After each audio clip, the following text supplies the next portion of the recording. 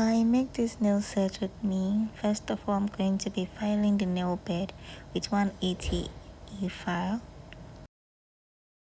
I use 180 because I don't want to ruin the natural nail bed of my client's nail. The next part is me lifting the cuticles, but I was out of frame when doing this finger. Now I'm going to be shaping the nails. I'm going to be filing from side to side. After cutting the nail to the shape, I'm going to be filing it.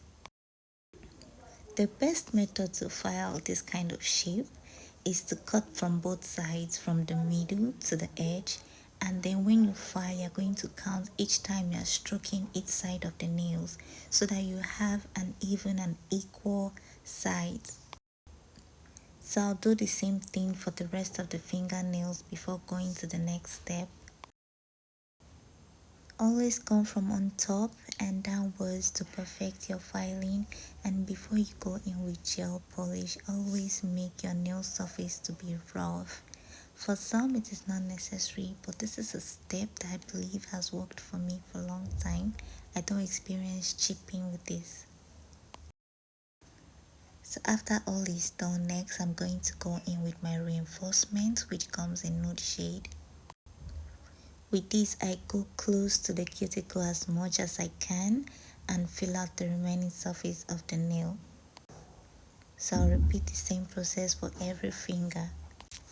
I do this so that the colored nail polish will not need to go too close to the cuticle, but close enough, which is what I'm doing in this step right here. I'm applying the colored gel polish. I don't typically rush this process because I don't want the nails to look messy. So I gently go over the nails. So I just do this for all the nails, and then I move into the next finger, which is going to require a different shade, and I use this because of the design that comes on top of it. I usually focus on the visible areas of this nail when going in with colored polish, since the nude shade has done the most part. Try my possible best to avoid flooding the cuticle or going over the person's skin.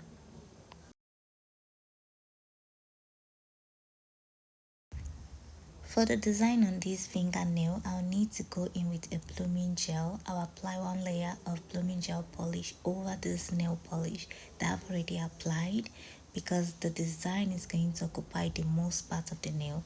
That is why I'm applying the blooming gel all over the nails. Now I'm going in with red polish using my dotting tool to apply the dots, which is going to bloom all over the nails. The corrections will be made. So moving on to the next hand, which I'll be doing the same design for the ring finger. Going to be careful this time around not to put too big a dot on each nail, and I'm going to allow it to bloom so that the design can take effect before I cure it in the nail lamp.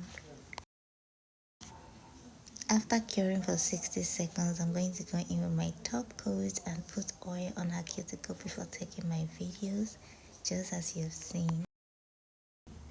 When it comes to video recording, I like to play with the effect low exposure and full exposure.